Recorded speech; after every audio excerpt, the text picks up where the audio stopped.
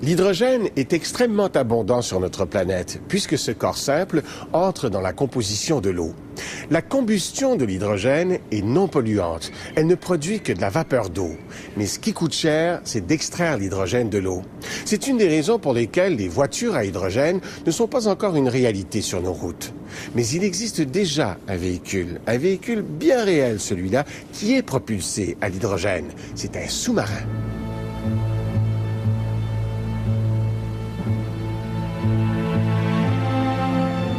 Il y a du nouveau dans le monde très discret des sous-marins militaires. Un nouveau mode de propulsion voit le jour, basé sur l'hydrogène. C'est une véritable révolution technologique qui garantit que les sous-marins n'auront plus rien à voir avec leurs glorieux ancêtres de la Seconde Guerre mondiale.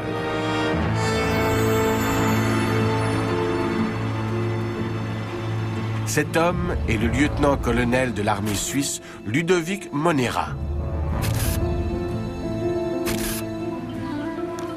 C'est un animal des fonds. Sa nature même est de pouvoir rôder dans les profondeurs et frapper sa proie avant même d'être détecté.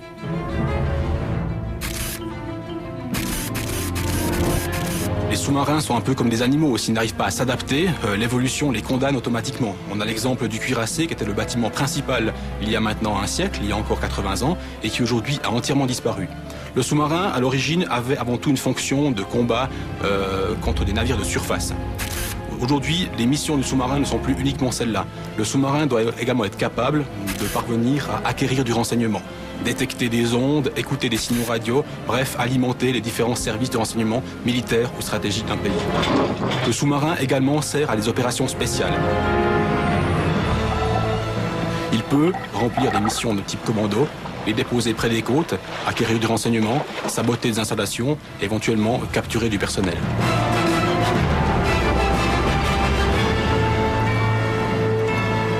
Il y a aujourd'hui environ 650 sous-marins actifs qui sillonnent les mers du globe.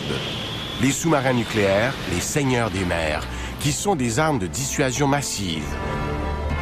Et les sous-marins classiques, propulsés par des moteurs diesel électriques.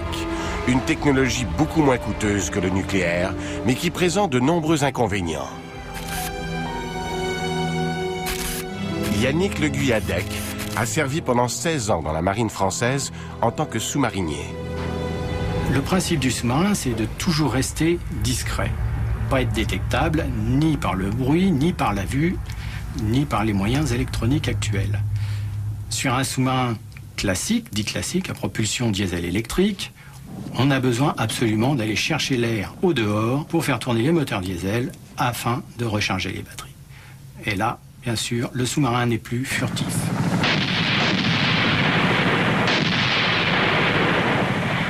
Le nucléaire permettait de s'absoudre de tout ça. Aujourd'hui, le U-31 arrive avec un système AIP, air indépendant propulsion, et s'absout également de ce problème de recharge de batterie avec une reprise de vue. Depuis la Deuxième Guerre mondiale, beaucoup de nations ont travaillé sur une propulsion diesel électrique indépendante de l'air ambiant. Le problème a toujours été la faible autonomie des piles à combustible, mais aussi le risque élevé dû à l'utilisation d'hydrogène liquide, un carburant particulièrement volatile et explosif. En fait, dès que la propulsion nucléaire a été mise au point et avec elle la possibilité d'un temps de plongée illimité, la plupart des recherches sur l'hydrogène ont été abandonnées. Mais c'était sans compter sur la ténacité des ingénieurs allemands. Voici le résultat de leur travail. Un sous-marin propulsé à l'hydrogène, capable de parcourir silencieusement 3000 km à faible vitesse sans refaire surface. Une performance réservée jusqu'à présent aux seuls bâtiments nucléaires. On peut faire peur, mais vraiment peur cette fois-ci avec un sous-marin type AIP. Rester 20 jours en plongée sur un sous-marin dit classique, c'est être le plus silencieux possible. C'est être plus silencieux qu'un sous-marin nucléaire d'attaque américain ou français ou anglais. Le U-31 est né en 2004 dans les chantiers maritimes de Kiel, au nord de l'Allemagne. Il faut environ 5 ans pour construire un sous-marin. Pour gagner du temps, le corps et l'intérieur du sous-marin sont fabriquées en parallèle.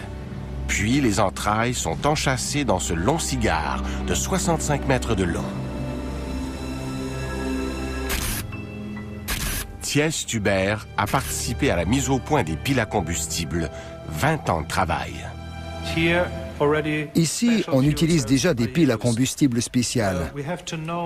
Ce qu'il faut savoir, c'est que généralement, les piles que l'on trouve dans les voitures, ou pour d'autres applications par exemple, respirent en quelque sorte l'air ambiant, et qu'elles utilisent dans leur processus la part d'oxygène qui se trouve dans cet air.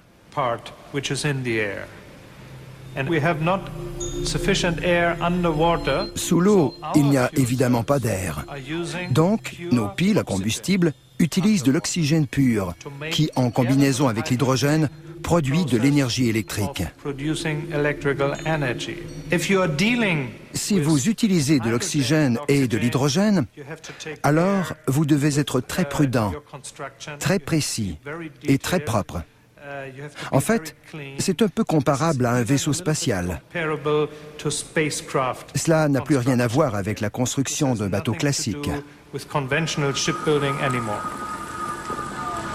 En travaillant sur la structure atomique des matériaux, les ingénieurs allemands sont parvenus à créer un réservoir d'un alliage très spécial. Il agit un peu comme une éponge et peut stocker un volume beaucoup plus important d'hydrogène que les réservoirs déjà existants et surtout en toute sécurité.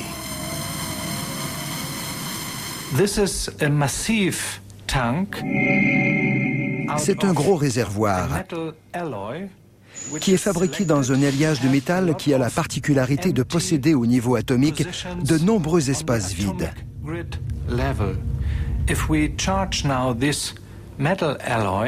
Si nous chargeons maintenant cet alliage métallique avec de l'hydrogène, les atomes d'hydrogène vont cibler ces espaces vides dans l'alliage et ils vont se connecter et se lier aux atomes de métal de cette grille microscopique.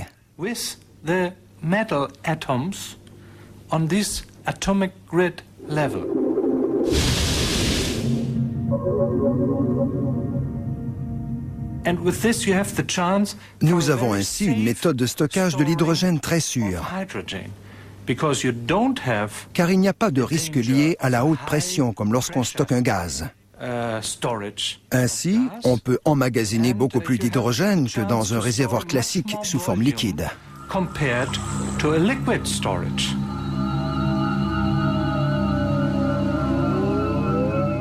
Lors du remplissage, la connexion entre les atomes d'hydrogène et les atomes d'alliage produit de la chaleur dont il faut absolument se débarrasser pour stocker un maximum de combustible.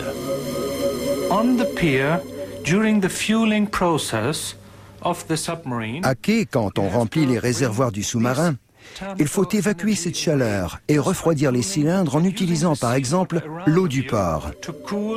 Ce n'est pas un problème.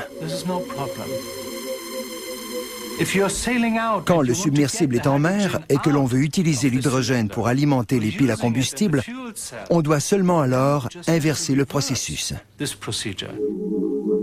Pour libérer l'hydrogène, il suffit donc de réchauffer les réservoirs. La chaleur dégagée par les piles à combustible suffit pour redonner au submersible son énergie de propulsion. Dès leur déconnexion, les atomes d'hydrogène redeviennent gazeux.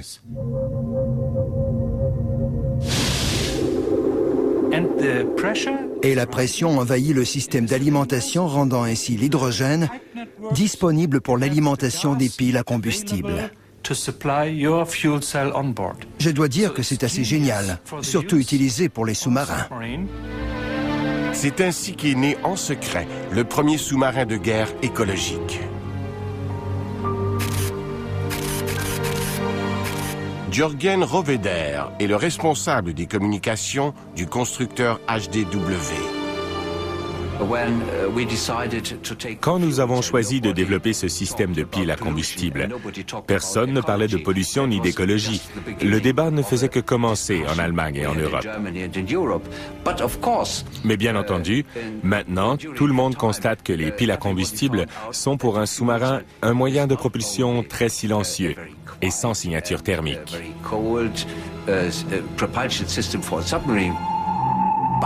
Mais c'est aussi un procédé chimique. Et au bout de ce procédé chimique, il n'y a qu'un seul rejet, et c'est de l'eau pure. Et ça, c'est écologique. Même si cette technologie propre est encore très coûteuse et est développée par les militaires, rien n'interdit de penser qu'elle pourrait trouver, à moyen terme, des débouchés dans le monde civil.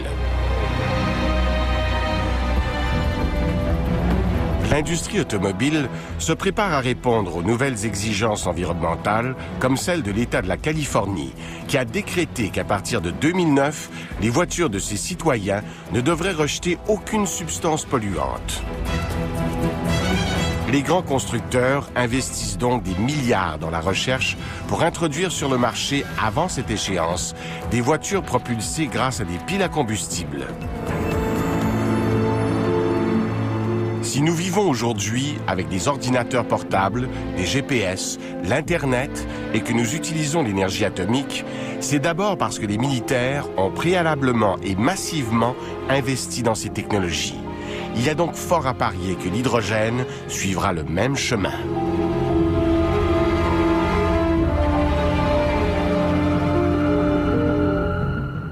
Au Canada, nous avons 4 sous-marins de type classique à propulsion diesel électrique.